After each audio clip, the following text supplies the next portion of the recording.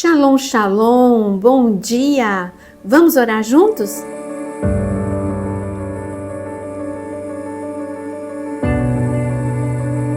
Eu quero te convidar a deixar o seu like e também a compartilhar esta oração com muitas pessoas. Assim, você se torna o grande semeador da palavra de Deus. Nosso tema, vamos levantar um clamor pela igreja perseguida no mundo. Existe a igreja perseguida? Agora? Não, isso é antigamente. Existe. Eu trabalho com a igreja perseguida. Eu sempre estive no meio da igreja perseguida. É um amor que Deus colocou no meu coração. A gente chama de janela 10x40. Quando você pega o seu mapa e você vê uma faixa e que vai e se estende, vai pela África do Norte, ela é em linha reta e vai e passa pelo Oriente Médio, vai até a Ásia. Essa é uma faixa a menos evangelizada no mundo e aonde há grande perseguição. Se você reparar, a perseguição também está nos países aonde, em nações em que os discípulos que se tornaram apóstolos, eles estiveram levando o evangelho. Porque foi ali no norte da África, onde os apóstolos foram, eles foram para países na Ásia, e é nesse lugar hoje que parece uma revanche, que o inimigo não só ele rouba o evangelho proibindo, mas também há uma grande perseguição. Há um caso muito famoso que alguns anos atrás veio à tona, porque ela, como cantora, todo o mundo se mobilizou por ocasião da sua prisão. Uma cantora muito conhecida da Eritreia, depois que ela se apresentou e cantou uma música gospel, uma música para Deus, ela foi presa, foi colocada num container no deserto, ali na Eritreia. E ali ela ficou, suas pernas foram quebradas, muita coisa aconteceu. Se você procurar, você vai encontrar esse caso aqui no YouTube. E ficou muito conhecido porque o mundo se mobilizou para que ela fosse liberta. Mas aqueles containers não eram só, muitos. Não tinha só ela. É que veio à luz porque o mundo soube, porque o caso dela em especial veio à tona. Mas então veio à tona de que muitos cristãos morriam nesses containers por falta de ar, por falta de comida, por falta de água, por falta de cuidado e pelo calor, enfim. Eu estou falando de um caso, mas são muitos casos. Eu sempre, desde a minha adolescência, estive trabalhando com a igreja perseguida. Trabalhei em Portas Abertas, Missão Antioquia, Rádio Transmundial e tantas outras. Já fui para alguns locais de difícil realmente, correndo risco de vida. Mas o amor é muito mais forte do que o medo.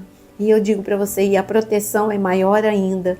Mas e aí, qual é a sua função? É o corpo de Cristo. Se um membro do corpo sofre, todo o corpo deveria sofrer. E eu digo para você que quando você ora pela igreja perseguida, ou você ora por irmãos que estão sofrendo no mundo, Deus olha para as suas necessidades. Você sabia? É só olhar o caso de Jó. Deus falou para Jó, ele ainda estava sem dinheiro, ele ainda estava doente, a situação de Jó era caótica. Mas Deus falou para Jó, antes de curar, antes de restituir, Jó, ore pelos seus amigos. Quando Jó orou pelos seus amigos, está escrito no último capítulo de Jó, a sorte de Jó foi mudada. E tudo, absolutamente, ele foi curado, ele foi restituído. Tudo aconteceu enquanto ele orava pelo seu amigo. Então, talvez o título dessa oração não te atraísse tanto. Ah, não, eu tenho as minhas necessidades, mas quando você ora pelos seus irmãos, Deus abre as janelas dos céus para a sua vida, é a recompensa do intercessor. Eu quero ler com você Colossenses capítulo 4, o pedido de Paulo, e é incrível o pedido de Paulo no meio da sua dor, porque ele estava preso por perseguição, por ter pregado a palavra de Deus.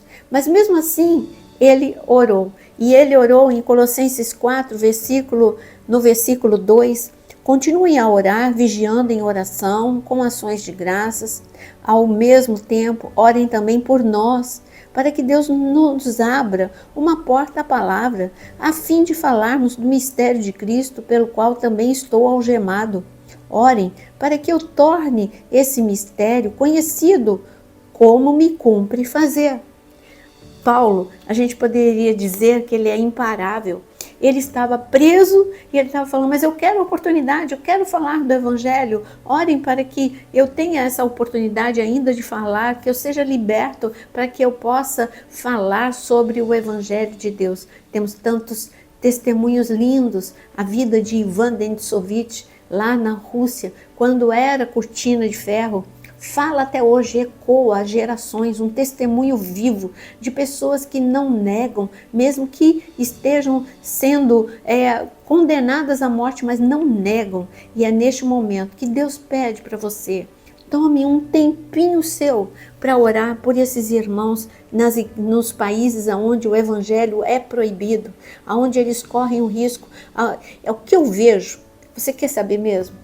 Qual é o meu amor pela igreja perseguida? Que quando eu chego lá, em um desses países, eu vejo como eles valorizam a palavra de Deus. Aqui nós temos a Bíblia à vontade. Você pode ter todas as versões na sua casa, tanto a Bíblia física como a virtual. Você pode ter todas as versões em todas as línguas e ainda assim, talvez não encontre tempo para ler. Mas na igreja perseguida, eles pegam uma página e decoram aquela página e trocam com outro que tem outra página da Bíblia. Eles valorizam. Aqui talvez você não vá à igreja porque você se aborreceu com alguém, porque está muito frio, porque está muito calor, porque está chovendo. Mas na igreja perseguida, nós chamamos de igreja subterrânea. Eles se reúnem escondidos em casas ou em lugares subterrâneos, correndo risco de vida, mas os cultos lá, os cultos são valorizados, não pelo que existe de melhor, porque ali não vai ter equipamento, não vai ter a melhor cadeira, não, ali existe a melhor presença de Deus e a comunhão dos irmãos, um fortalecendo o outro, um orando pelo outro. É isso que eles valorizam. Esse é o corpo de Cristo. É a igreja que mais cresce, é a igreja perseguida. E quando eu falo de crescimento, eu não estou falando de número. Eu estou falando de crescimento de unção, crescimento de maturidade, crescimento de fé. É só você olhar a igreja primitiva, quando os romanos colocavam os cristãos como condenação, iam ser queimados como tochas vivas, eles seriam colocados na arena para que animais os devorassem, mas eles não negavam a fé e muitos romanos vieram a se converter ao ver o comportamento daqueles cristãos. Essa é a hora de levantar um clamor pela igreja perseguida. E tenha certeza, Deus vai abençoar agora a sua vida. Coloque também o seu pedido de oração, porque nós vamos orar pela igreja perseguida e você também vai ser abençoado em nome de Jesus.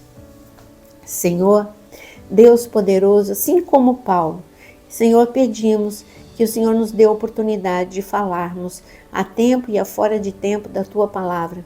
Peço, Senhor, em especial, por aqueles países onde a Tua Palavra não pode ser divulgada, onde muitos estão sendo punidos neste momento. Senhor, dá refrigério, proteção sobrenatural a essas pessoas que estão aprisionadas e sofrendo. Senhor, em nome de Jesus, que eles possam sentir agora o abraço, o Teu abraço, a Tua força, o Teu refrigério. Cuida de cada um deles, cuida de cada um desses países, que o Evangelho, Senhor, ele não seja paralisado.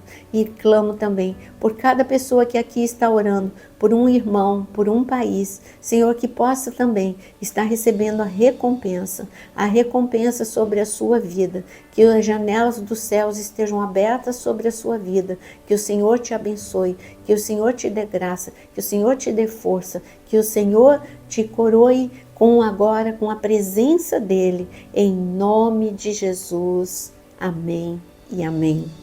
Que Deus te abençoe, nunca esqueça dos irmãos que sofrem e que você receba a graça e a glória de Deus para todo o dia de hoje, em nome de Jesus.